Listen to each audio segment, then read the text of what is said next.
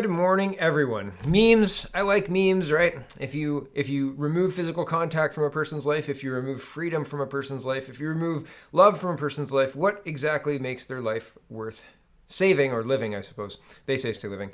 And this is a powerful picture, right? This is for your safety. I don't know. No, we're losing ourselves in this, and we need to stop it. We need to stop it. Here is Pierre Poilievre. There have been a lot of people making a lot of this video. This video is terrifying. Pierre Poilievre says, "Folks, lock away your money. Liberals are worried you're saving too much. They want ideas on how the government can act to unlock those savings. No, Trudeau, people's savings don't belong to you," says Poilievre. "Keep your hands where we can see them." I'll show you this. I want to thank you, first of all, for really zeroing in on the preloaded stimulus idea. None of us have a crystal ball, but economists like Ben, like Doug, have been pointing out that some Canadian households, and it tends to be the better off households, do have quite a lot of money that they've saved because there hasn't been that much to do in the pandemic. And certainly it would be great if that money could go towards driving our recovery. And I want to make an offer now to all of your listeners. If people have ideas on how the government can act to help unlock that preloaded stimulus, I am very, very interested. Maybe, as Doug Porter was suggesting, it happens by itself. That's the best case scenario for me. But if people have ideas on how we can really, try to unleash that, and particularly unleash it in the parts of the Canadian economy that really need support, tourism, hospitality, domestic services. Really, what she's trying to say is, I've lost one of my very important deputy ministers, and we're all out of ideas. And I used to throw this stuff at the wall with him, and he'd come back with something, and we'd agree that I was right and he was wrong, and now he's gone, and we're all out of ideas. So if you've got some ideas, please send them to Christia Freeland, the mom head tilt, the red dress. It's one of those things that it's not unexpected, right? Please give us your ideas. If you have any ideas on how to unlock all those savings that those people have, because there's nothing to do in the lockdown because you've been locked down. Oh, and while unlocking those savings, you've got to comply with all of the COVID-19 restrictions. You've got to also comply with the religious restrictions. We'll get to that in a minute. And all of the rest of the insane rules that change day by day. Does anybody really want to comply with these ever-changing rules in Canada? I think that there's less and less interest in playing ball here, and it's a lot of it has to do with this government. So this is the longer clip of that interview, and Chrystia Freeland is being interviewed by this person here. It's not good. It's not good. That's our finance minister, right? Here's another fun thing. The outgoing CEO of the Canadian Infrastructure Bank received a performance bonus, yet he completed 0 projects. I asked Minister McKenna why yesterday. And so the question takes about a minute, and then the answer takes about a minute. And I'm not going to show them because I'm just going to show you one little clip where Minister McKenna tries to directly implies that it's the Conservatives that wouldn't get infrastructure built, despite the fact that the Canadian Infrastructure Bank, which was built by the Liberals to deliver on infrastructure, hasn't completed one project yet, and yet the guy's getting bonuses. But she's saying, the Conservatives, they can't build those infrastructure projects like we can. I feel like it's a little quiet, so if it's a little quiet, I'm sorry. But here she is saying, this would never have happened under a Conservative mandate, implying that they're that they're successful at something, but they're not. I know they're going to deliver on their mandate to get more infrastructure built across this country, nation-building projects that really would never have been built under a Conservative government that wanted to cancel infrastructure projects from coast to coast to coast. I think that the Conservative government would have been able to supply the receipts for the infrastructure projects it did complete and wouldn't be missing half of the money in 20,000 projects, right? $5 billion in half the projects. I'm pretty sure a Conservative government would have been held accountable that way. And, Miss McKenna, you're really not. And it's very, very interesting because people see that, right? Here is an interesting thread. The embedded thread is not getting the traction it deserves. This is probably owing to its technical nature. Its importance cannot be overstated. Instead of retweeting the header, this time I'm retweeting one of the bombshells. This was an instruction given from above on April 2nd, 2020, presumably before then all 3 genes needed to be positive to determine a positive case. Why this change? Who made this decision? We can only assume it was the WHO. The main point was that the WHO's testing guidelines were modified to promote significant false positives, even pointedly dropping the measures designed to avoid them, as illustrated in reply to this thread 2.6. So here. And it says, months ago, I'd heard a story that labs were testing with one primer, but ignored that as laughable. This image shows exactly that happening in Italy. Combined with this ridiculous cycle threshold being deployed, the situation goes beyond farce. Then we add this observance, 4.6. RD-RP assay has been repeatedly shown to underperform. Blah blah blah. The WHO says is not fit for use, with no response to the Corman-Dorston review paper, and the journal it attacks having declined to disclose its peer review process. It likely means there was no peer review process. The conclusion is clear: a significant fraud has been perpetrated. All PCR testing should cease until this is sorted out, if it even can be. You can toss all your cases and death data and those vaccine trial results. You can just toss them. Very interesting. Very interesting. This is Anthony Fury. He says, I used to be a COVID-19 alarmist, and then facts changed my mind, Toronto Sun. So we're going to read through this because I also was a COVID-19 alarmist. And I think for the same reasons as Fury. He says, back in February, I wrote a column with the now quaint headline, Expect the Coronavirus to Bring Social Distancing to Canada. It's hard to believe now, but that was one of the first times the phrase had appeared in Canadian news. And I was laughed at by some for suggesting back then that we may see the government shut down segments of society and restrict our movements. I wasn't just suggesting it, I was urging it. I remember interrupting a guest on a radio program as he was saying, we don't want to alarm people. Yes, we do, I blurted out. Canadian government emergency preparedness documents talked about all the previously unthinkable measures that would need to be done in the event of a serious pandemic, from closing schools to turning local arenas into morgues. All that we knew at the time was that there was a mysterious illness ravaging the Hubei province of China. The region went into a lockdown that at the time was of a magnitude unprecedented in modern human history. As much as you have to take all the news out of China with a grain of salt, there was clearly something serious going on.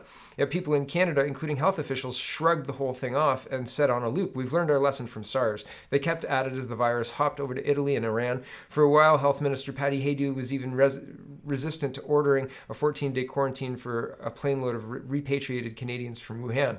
Then, around the middle of March, reality hit home for most people. The lockdowns came into effect, schools closed, society shut down. Our fears were quite simply that anyone could get the virus in almost any circumstance, and that any of us could die of it.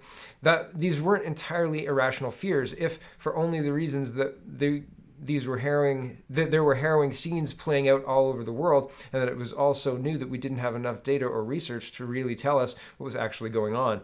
That was then. This is now. A lot has changed since February. Medical experts, to their great credit, have learned so much about the virus, both how to treat it and who's actually getting it and most at risk of dying from it. So much of it tells us that things are nowhere near as bad as they could have been. This information isn't getting out near as much as it should, though, which is a failure on the part of my media colleagues. Some people are even bizarrely resistant to it and plug their ears, not wanting to hear anything resembling good news. The truth about COVID-19 in Canada right now is that it is an extremely serious illness for elderly people who are grappling with multiple underlying health conditions and live in congregate care settings. At the last count, 70% of COVID-19 deaths in Canada have been persons over the age of 80, with 70 to 79 bracket accounting for another 18.5% of the deaths. Those under 40 years of age account for 0.3% of the deaths. Overlay that with The comorbidity data, an even more nuanced picture materializes with the national data. While the national data is limited, the Alberta data reveals that 77.1% of people who died of COVID-19 did so while grappling with 3 or more other underlying conditions. The percentage of people who have died with 0 underlying conditions is 2%, and that tally includes people in their 90s. A Statistics Canada report adds that not a single Canadian under the age of 45 died of COVID-19 during the first wave without contending with at least one other disease or condition. These are the facts. You can make of them what you wish. You can even say my reporting is downplaying the severity of the virus, as the Prime Minister has done. But that doesn't change reality. And this reality tells us that the worst fears we held during the first wave have since been proven to be not accurate. Or to not be accurate. Yet, based on the surprising feedback I get from people when I write and talk about these issues, the media and government officials are failing to communicate this information to the public. For example, there are still many parents who keep their healthy kids home under lock and key for fear they will contract the virus and potentially die. For months now, experts in pediatrics have been trying to battle these misconceptions. I'm not going to apologize for being an early COVID-19 alarmist. My excuse is that I formed my opinions out of an abundance of caution based on the minimal information we had at the time. Now that we have much more information, I've shifted my perspective to align with those infectious disease experts and ICU doctors who are calling for a more balanced approach that reduces some of the societal harms caused by lockdowns and focuses on protecting the most vulnerable. I'd encourage other early alarmists who haven't yet shifted gears to consider doing the same. Yeah, very interesting, right? Here's another interesting bit. How are you all able to sit at a table together for a prolonged period of time and pause for a photo op, but stores can't reopen with, as per the CFIB request, a limit of 3 mask-wearing and physically distanced customers who are likely only inside for a few minutes? Yeah, if these guys are sitting down for long table talks with 4 people in a room, you can't open a store, but you can do this? This is safe? You know, it just doesn't hold water. The rules are arbitrary and seem designed not to minimize damage, but to change human behavior, and I'm not okay with that. And this is Doug Ford tweeted. He says, "This afternoon, our government had our first COVID-19 vaccine distribution task force planning meeting. How much money is going to this fictional vaccine? It doesn't exist yet." And yes, the UK just authorized Pfizer, I think that's how you say that, to roll out their vaccine, but Pfizer then reduced their output capacity by half or something like that, and said it's going to take longer to roll out because XYZ. So as soon as they got approval, they can't deliver. I don't know. And here's the Moderna. Oh wait, no, this is not Moderna. I'll talk about the Moderna vaccine in just a minute. Here's one quick aside with this. Cam Guthrie was being asked, here's somebody I think who lives in Guelph. They said, "I asked Cam, I figured he would know or should know. I have knowledge of the type of data when deciding between orange-red lockdown. Also wondering if Waterloo is overreacting by going into red. Table shows how Wellington, Dufferin, Guelph is much lower than Waterloo."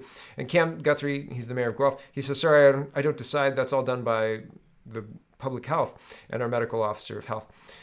I just don't understand how it can be, the mayor of the city can shirk responsibility like that. Like, is it just the medical officer of health that gets to make this decision? How does the public hold that person accountable? The public doesn't get to fire the public health officer, right? Like, the public can't even really engage the public health officer to meaningfully change anything. We don't like this decision. They'd say, well, I mean, that's the public health decision, so deal with it. So, and what if they're wrong? What if you want a second opinion? What if you want a third opinion? There are many reasons why the overreaction here is just incredible. Here's Guelph on November, I think, 30th or maybe December 2nd or something like that. Which day is that? Yeah, that's November 30th. And we've got 1 person in hospital, 59 active cases. And this is November 16th with 44 active cases and 1 person in hospital. You can't tell me it's getting worse. You can't. I'm sorry. And how do these numbers stack up to a usual flu? And how do you hold the people who are making the decisions accountable? If Cam Guthrie, the mayor of Guelph and the mayor of Lumico, right, the small mayors council, I think, or what is it here? Lumco, right? Chair of Lumco. So how does a person with that much leadership responsibility say, I don't know, it's not I don't know, man, it's not me. It's the framework and it's the public officer of health. It's not me. Right? Don't blame me. I don't know. This is a doctor, pathogenic priming, coronavirus vaccine safety warning. He's talking about vaccine safety, but here he's talking about the commoditization of health. I'm just going to let him play for a minute. You should watch this. You can watch this at double speed. I usually watch it at double speed. It's worth the 15 minutes. It's definitely worth the 15 minutes. It's like 7 if you watch it double speed. Can condemn the politicization of your health, the politicization and the commoditization of the American citizens' health. Pennsylvania citizens' health is not a commodity. It is neither a monetary commodity, nor is it a political commodity. And shame on you if you have changed your position or held on to a position in the light of evidence from data, from studies that tell you that your position is wrong simply because you disagree with President Trump. Shame on you. You're hurting people, you're hurting society, you're destroying businesses. Shame on you. Now that I got that out, I can talk about some science. He said that he can condemn the politicization of it, but his personal opinion has to stay out of it. So here's the Moderna, and he goes on to some science talking about how there is real problems with go watch the video. I don't want to encapsulate it because I watched it yesterday and I watched it, like I said, in double speed. So I thought there were lots of really good points that this gentleman made, but go watch it. It's worth the watch. Here's another thing to be aware of. Moderna study of 85 people, the amount of side effects is unacceptable, and this drug should be thrown out, never to be used again. What happened to the people who were over 71 years old?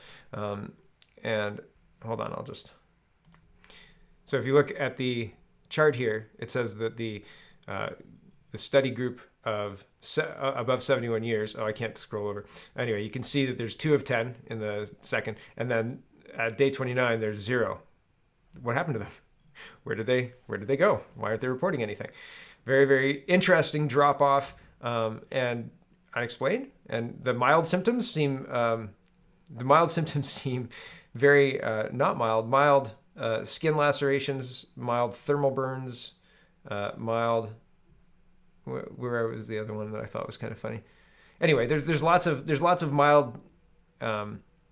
mild side effects that don't seem just mild, right? It seems just a little bit more than mild. Here's an article somebody sent me. Sylvan Lake News. Sylvan Lake is in Alberta. Sylvan Lake Town Council squashes mask bylaw. The bylaw did not make it past first reading after a 4-3 vote defeated the motion. Sylvan Lake's Town Council has squashed the proposed face covering bylaw at its first reading. What they were proposing was to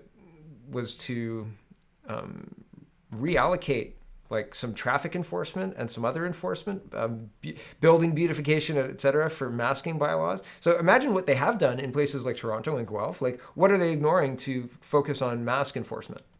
Yeah, here it is. Something would be set aside to enforce this bylaw. Most likely what would be set aside is bylaw officers enforcing cleared sidewalks and unsightly homes, Lebsack said, adding, traffic enforcement may also take a back seat to the face covering bylaw. Traffic enforcement is less important than a face covering bylaw. Wild, right? Here's another one. It's refreshing to see some businesses adopt evidence-based mask policies in opposition to the fear and disinformation being pushed on the public. This is, if you want to wear a mask, wear one. If you don't want to wear a mask, go ahead, come on in. Very interesting. Here's very concerning reporting. After $37,000 in fines, court rules Winnipeg church's drive-in service breaches health orders. This is not going to stand on appeal, but this is demoralizing for the people who are bringing this lawsuit. The Manitoba court has ruled that a Winnipeg church cannot hold drive-in services. On Saturday afternoon, the Chief Justice of the Court Queen's Bench, Glenn Joyle, ruled that a drive-in church service is still a gathering which violates public health orders. It would be unfair to other religious organizations if it was the only applicant who received an injunction and the other religious organizations were required to comply with the law, says Joyle. He said, people staying in their vehicles amounts to nothing more than a self-directed health measure. So people are not allowed to keep themselves safe by sitting in a vehicle and driving to be together in a church parking lot and remaining in your vehicle. Like, this is overreach, like unbelievable levels of overreach by this judge, in my opinion. The Spring Church first held a drive-in service on November 26th and was fined $5,000 for breaking public health orders, then received 10 more tickets on November 28th and 29th, totaling $32,776 for holding more services. In an affidavit, the church pastor said he was told if the church held another church in our cars service, individuals could receive fines up to $100,000 and businesses could receive fines up to $1 million.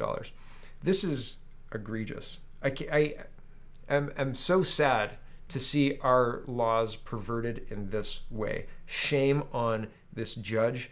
Shame on them. Shame on them. Awful. Kevin Williams, Springs Church lawyer, said the church believes in COVID-19 and is not associated with anti-maskers. I am not associated with this church at all. He argued public health orders only list gatherings of persons and not cars. It's a gathering, but it's a gathering with a person self-isolated in their vehicle, said Williams. We're doing this hearing by remote means. I respectfully submit to you that if you could see me, it would have a different impact. Williams argued that drive-in services poses no real harm compared to other daily activities, a fact agreed upon by the Crown. Government lawyer Denise Guenti, sorry if I got that wrong, said making exemptions for a particular group is a slippery slope that could open the floodgates for more exemption requests. That's not supposed to weigh in on it. You're supposed to weigh the legality of it based against the constitutional rights, right? Back to this. The value of being in the parking lot and listening to a remote service has to outweigh the value of mitigating risk and keeping people distant, said Guente. She argued that the value to the pastor and churchgoers does not outweigh the life and death risk if even one person gets sick. The Crown said sitting in a parking lot listening to a service isn't that different from sitting at home and listening. Joyal denied the church's application for a stay and found church in our cars to be in non-compliance with public health orders. He said Spring Church failed to show how the exemption would serve the public good. Awful, ridiculous. Joyal didn't give an adjudication on the charter rights argument, but said those would be dealt with in due course. After the hearing, Springs Church updated its website to say that it would only be offering online services this weekend. The funny thing here is he just sidestepped dealing with the charter right, but the charter right is meant to protect that. It's foundational. It's just very frustrating to see the law perverted like this. And I'm not even, I feel like if I had a lot invested in the law, like had become a lawyer or something to that effect, I would be very upset, even more upset by the perversion of this. But these people are compliant. These people are in positions, they're activist judges, right? Like they're being used to, even when Doug Ford tried to fix some of the spending, although, he didn't, but even when he tried to, they were using constitutional challenges. And now they're just, we'll deal with that in due course. It's not worth it. But you shut down that church because driving in and sitting in a parking lot in a car is a danger to public health. Garbage. BS. Produce your data and your evidence. Very frustrating. Here's another business owner saying, we're all borrowing to do, retail, to do what we want to do. And I'm going to open, and I have to open to continue to feed my kids. This job is essential for me. Very interesting stuff. I don't know where this is going to go. I'm going to show you what Leon's did though, because that's going to be fun. But further, Justice Center takes Alberta to court to end lockdown. So all of the other court battles that I've heard about, that I've been talking about since even the beginning of summer, right? It's July, I think it was July 12th that Guelph implemented mandatory masks. And I thought, man, it's not going to be long before this is in front of a court and it's going to get struck down. And they're just not taking it to court. I don't know what happened to Rocco Gelati's lawsuit. I don't know what happened to anybody else's lawsuit. I've heard some people have reached out and said the reason that they're not bringing lawsuits is insurance, and either not being able to or not being able to find a lawyer and a court willing to take on the case, etc. The insurance argument was an interesting one too. Because the same thing is happening. There's a community center being shut down because they can't get insurance because of COVID-19, because the risk of transmission in their building is so high. So they've spent all this money to buy, they crowdfunded to purchase this community center, to build this community center, and now they can't use it because they can't afford the insurance on it. So what are they going to do? Sell it for pennies, right? Because it's unusable, because of the stupid laws we're enacting on ourselves. And we can't even, there's no check and balance on this. It's ruling by decree. And that was part of what I was talking about with Cam Guthrie. He's shirking his responsibility, saying, it's not my problem. Not me, man. It's not my fault. We're all in this together. Unprecedented times. Bullshit, bullshit, bullshit, because that's what it is.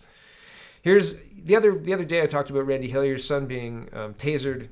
Here's a very interesting article from the Ottawa Citizen. And the reason I think it's interesting, it says license suspended at 2 Ottawa bars after alleged assault on officer during COVID-19. Check. Okay, so there's 2 distinct stories here. okay? And we're going to get to the Leon story in just a minute, but there's two distinct stories about what happened here. One from the police point of view and one from the owner's point of view. And they're as different as night and day, right? It's very, very different, very concerning. So the provincial regulator said the officer had been at the bar at about 10 p.m. on November 29th to ensure compliance with the Reopening Ontario Act. So here's the police story. The liquor license of 2 Ottawa bars has been suspended for reasons of public interest and safety after a police officer conducting a COVID-19 compliance check was allegedly assaulted by an owner of the business, the Alcohol and Gaming Commission of Ontario says. The ACGO says the registrar issued orders to immediately suspend the liquor license of Senate Sports Tavern at 33 Clarence Street in the Bayward Market and Senate South at 1159 Bank Street in Old South Ottawa. In a statement, the AGCO said an Ottawa police officer was at the Senate Sports Tavern at about 10 p.m. on November 29th to ensure the bar was in compliance with the Reopening Ontario Act. Bars are supposed to be closed at 10 in the evening, so he was going in to fine anybody who was in there after 10 o'clock. Understand what's happening, okay? He wasn't giving traffic tickets because he was doing this. Understand what's happening, okay? Back to this. During the inspection, the police officer observed a group of people entering the premises shortly after 10 p.m. The statement said the officer attempted to enter the licensed premises to conduct an inspection under the ROA and was allegedly assaulted by an owner of the business. The owner was arrested and charged with offenses including assault on police and possession of illegal narcotics, said the ACGO statement, which did not name the owner. The suspect was also charged with obstructing the inspection under the Reopening Ontario Act. Provincial legislation passed July 21st to ensure measures remained in place to address the threat of COVID-19. The registrar of the AGCO has also issued notices of proposal to revoke the bar's liquor license for an infraction of the Liquor License Act, including a requirement that the license holder act and carry on business in accordance with the law and with honesty and integrity, the agency said. There are serious consequences for license holders who do not meet these requirements, including the possibility an order of monetary penalty, a temporary suspension of the license, or in the most serious case, a revocation of the license.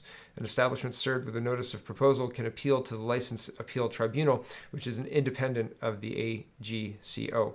A notice of the suspension has been posted on the bar's front door. A statement posted on the Senate Tavern's Facebook page, which does not name the author, says much of the information that has been made public was inaccurate. Okay, so here's the other story, okay? On Sunday, December 29th, I went to our location in the Bayward Market to ensure staff were able to clear the restaurant and get people out on time. I was helping to clear out my restaurant in line with the 10 p.m. curfew when an officer arrived at the door. When I went to speak with him, he aggressively pushed past me. When I protested, he assaulted me, the Post said. I take the restrictions around COVID-19 very seriously. My business partners and I have gone out to great lengths to create and maintain a safe environment for our staff and customers. We have always honored the city's pandemic-related restrictions, the statement said. I'm saddened and frustrated by this incident. Much of the information that has recently been made public is inaccurate. I look forward to the opportunity to address these charges against me and my business in court. In an interview with this newspaper in May, Steve Ryan, one of the Senate owners, said that the city was doing the right thing by exploring ways to expand patios and also expressed concern that limitations on the number of people at establishments could ultimately kill the business.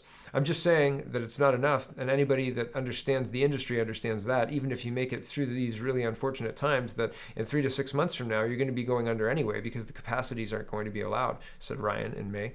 So they clearly understand that what's happening here is the destruction of the small businesses and restaurants and the entire entrepreneurial spirit that usually underpins Canadian business, right? Like, I mean, why start a business when you're just going to get shut down, right? Why start a business when you can't reasonably clear out your restaurant without being either assaulted by a police officer? Like, I don't know what happened here, but it seems like the truth is somewhere in between. The officer was trying to enter and the owner was trying to discuss things with him, and well, one thing leads to another, and things happen in the blink of an eye, right? So perception is a very, very difficult thing. But man, what a world, right? It's just incredible.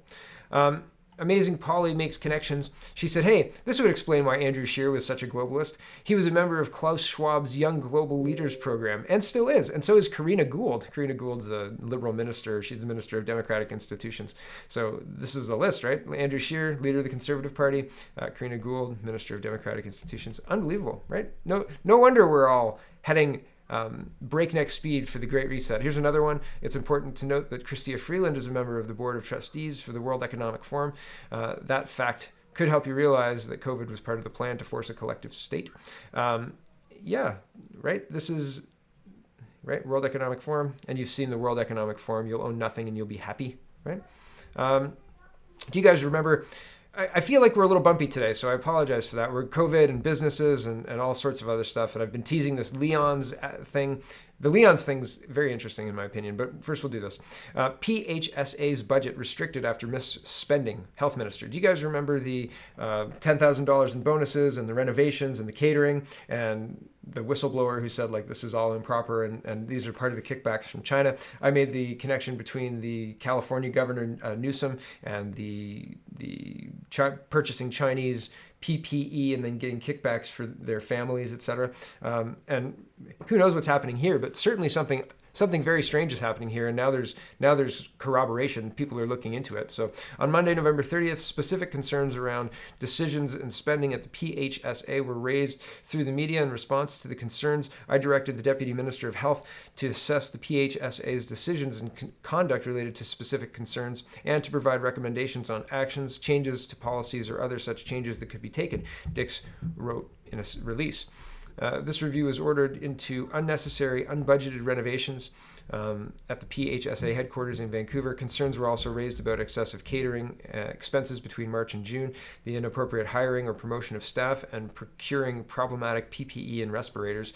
An independent advisor will be hired to report back on faulty safety gear by January 15th. Dix has yet to confirm reports as much as $7 million may have been wasted on counterfeit or unusable products from suppliers in China. The health critic for the BC Liberals, Renee Merrittfield, said taxpayers have a right to know if millions of dollars have been wasted on equipment that doesn't work and renovations that weren't needed. Quote, we've been and continue to be fully supportive of the review and will now welcome the recommendations as an opportunity to ensure public confidence in PHSA and its leadership, the statement from PHSA reads. Further, PHSA supports the independent review into provincial PPE procurement to protect the integrity of that work. We will provide no further comment at this time. We thank all of our staff, medical staff, paramedics, and partners for continuing to go above and beyond in everything they do, especially in response to the COVID-19 pandemic. Very, very interesting that, we'll see how this all works out, right? We'll see how this all works out. I wonder how they explain all of those expenses. Okay, so I found the article, and what happened was on November 23rd, the Star published an article that said that Leon's received $30 million in government handouts, and now it's posting record profits and boosting the amount it pays to shareholders. This allows companies to take advantage of taxpayer money to make its shareholders rich. Okay, so I'm comparing this to a company like the company we just saw, the restaurant that needs the CEWS to stay open. But what Leon's did is, we can't read the article because the Toronto Star removed it, right? So from November 23rd to now, they just scrubbed that article. And so Aaron Werdick says, the Star has pulled the article. And further, he explains, this is a problem. The point of emergency help is supposed to save jobs and keep businesses afloat, not provide taxpayer-subsidized windfalls for shareholders. But that's exactly what happened. Here's the article. And please, if you go to this link, and it's the outline link down in the description. If you go to this link and it's dead, please let me know. I've backed this up and I'll put it up on my website. But because I think that they'll try and get rid of this. I couldn't find this on on archive.com. I just found it because my Google foo is that good. But I'll read this and you'll get mad. And I was angry, but you'll get mad. So get ready to get mad. Okay. Leon's received almost $30 million in government handouts, and now it's posting record profits and boosting the amount it pays to shareholders on the back of taxpayers. Okay. And not to give jobs, just to give shareholders money. Okay, here we go. While most Canadian companies have been hurt by the pandemic, Leon's, Canada's largest furniture and mattress retailer, reported stellar results in the midst of an unprecedented lockdown. It was surprising to say the least, despite seeing its revenue decline by a whopping 38% in April and then by 46% in May, mainly due to the temporary closure of more than half of its stores. The company's net income suddenly shot up by 88.8% in the second quarter of 2020, which ended June 30th, 2020, to $47.2 million compared to $25 million the year before. In fact, the furniture retailer's income for the second quarter was the second largest quarterly profit it has reported in 101 years of operation. How can that be? Leon's didn't discover a gold mine under its North York head office, but it did identify another treasure, courtesy of the federal government, the Canadian Emergency Wage Subsidy, which generated a $29.8 million windfall for the furniture company. The CEWS program provides eligible companies with a 75% subsidy for salaries for both active employees and those laid off and rehired. While firms were encouraged by the government to immediately rehire employees let go when the pandemic hit, this was not a binding condition for receiving funds. This allowed companies like Leon's to book record profits by receiving large subsidies for active employees while keeping the company lean for a few months. To be clear, Leon's participation in the CEWS program is completely legitimate. The company met the eligibility requirements set by the government, initially a revenue drop of 30% or more. One could even argue that it had a fiduciary responsibility to its stakeholders to accept the subsidy that the government offered. Nonetheless, while receiving the CEWS money, Leon's was able to report record profits, hike its dividend, and launch an aggressive share repurchasing program, which helped to funnel money into the pockets of shareholders and executives who hold stock. Now you may be wondering, to what extent did CEWS fund contribute to the company's record profit in the second quarter? To answer this question, the answer to this question is provided right there in the company's second quarter earnings release, linked. Excluding the impacts of the CEWS, adjusted net income in the current quarter totaled $25.3 million, or flat to the prior year's quarter. So, if profit, including CEWS, was $47.2 million and excluding CEWS was $25.3 million, the net contribution of government aid to Leon's profit in the second quarter totaled $21.9 million. But in order to fully understand how the CEWS program helped the company to book such a large profit, one needs to look closer at the timeline of events. On March 23rd, Leon announced the immediate layoff of approximately 3,900 employees and the temporary closure of 72 stores. It later disclosed that 1,900 additional employees were laid off in subsequent weeks for a total of 5,800, or 70% of its workers. But when the CEWS program, which Toronto Star benefits from, was announced in April, the company didn't rush to hire back all of the employees who were laid off. Receiving a 75% subsidy for employees who were not fired and keeping the company slim were the keys to its record profit in the second quarter, since overall revenue was down 25%. Leon's wasn't transparent in disclosing exactly when it hired back the employees who were laid off. The only hint was provided in its Q2 earnings release when it announced that during the month of June 2020, it rehired the majority of employees. Leon's would not provide specific figures for how many employees were rehired each month, but the company's spokesperson, Jonathan Ross, did say that as of November 11th, the company had returned 95% of its workforce to pre-pandemic levels.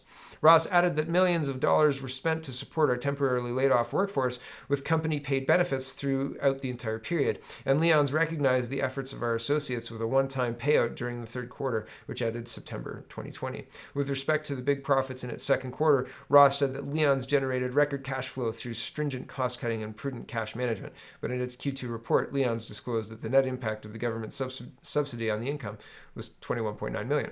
At least some of the large second quarter profit was went directly to investors and executives who held company stock. In its first quarter earnings report, the company initially announced a cut to shareholders' dividends from 16 cents to 12 cents a share. But after the second quarter profit hit the books, the company felt comfortable enough to boost the dividend back up in the third quarter to 14 cents a share. And while Leon's continued to receive government funds in the third quarter, albeit much lower amount, $2 million, it announced yet another increase of its regular dividend to the pre-pandemic level of 16 cents a share.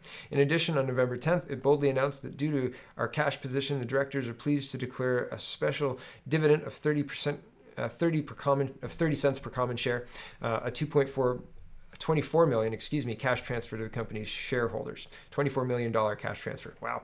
The special dividend won't be paid until January 2021, at a time when Leon's may no longer be receiving CEWS funds, but the proximity of the government support to Leon's $24 million transfer to shareholders is concerning.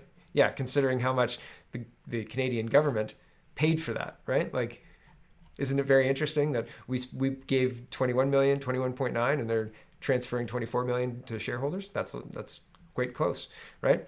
When asked how this dividend policy can be justified, Ross said, only when we saw the results of our efforts did we return the dividend's payout to the pre-pandemic level. When asked about the special dividend, Ross replied, we rewarded shareholders with a special dividend as we historically had done prior to the brick purchase in 2012, when our cash position got to a level of comfort. The third business action that raises questions was the decision by Leon's to embark on a massive share repurchase program while receiving subsidies. Share buyback plans help generate higher stock valuations by reducing the number of shares outstanding and increasing earnings per share. They're viewed as tax-friendly ways to generate value for shareholders and as an alternative to dividend payments. On August 12th, in its second quarter results, Leon reported that it had applied to the TSX to start a share repurchase program to buy up the 4.99% of outstanding shares, a $74 million financial commitment. On September 30th, to the last day of the third quarter, while Leon's was still actively receiving CEWS funds, it started buying back the shares. This is inconceivable. Leon's behavior is disappointing and should not be allowed under the CEWS program. One would expect a company with such a strong reputation in the Canadian retail space to show better leadership. The CEWS program was designed to help companies on the brink of collapse survive the pandemic and to help employees keep their jobs, but it allows companies like Leon's to take advantage of taxpayers' money to make its shareholders richer. This is a direct result of the government's failure to put limitations on companies receiving financial aid. In the future, when governments give any form of federal aid to companies, it must come with clear restrictions on dividend payments and share buybacks. Executive compensation should be limited as well. With the bailout package for the airline industry currently being negotiated, the lesson is as important as ever. It's so important, they scrubbed it. It's so important, I bet you they'll scrub this one too as soon as my link is live, right? Promise. I think so. I really do.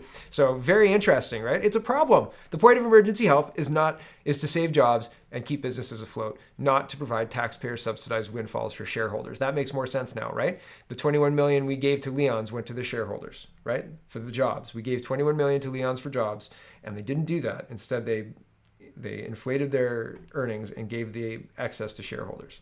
We're in a very cash comfortable position. We'll buy back those shares now.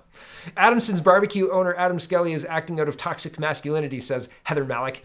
Heather Malik is a Toronto Star opinion writer. We'll just say that. We'll say opinion writer. Toxic masculinity. This is not defined. This is just another weapon against organizing against these lockdowns. And it's not like we've had the ability to have a robust conversation about what's happening. All of the legal avenues have been pretty much blocked. I haven't seen anybody get anywhere with anything. It's really, really interesting. Here's something that just kind of popped up that was interesting. They're looking for crisis actors. Yeah, in Canada and Victoria. So that's always interesting to note. Here's an opinion piece from Rex Murphy. It apparently shreds the Prime Minister. I haven't read it yet, but I'm including it today because I think that other people should probably read it. I'm going to read it later on today. I thought this was just funny. This is the last slide of the day. Oh my goodness, I'm really long today. This is the last slide of today. IKEA is partnering with this person, not only for Edmonton artist designs first ever Indigenous showroom for IKEA. This is not... I'm just going to leave it without comment. But my goodness, this seems very, very strange. Doesn't it? It just seems strange. All right, that's enough out of me. I'm already long. Thanks for watching, everybody. Check out CanadaPoly.com. Check out CanadaReport.co. Check out SpeakingMoistly.co. And have a wonderful, wonderful day.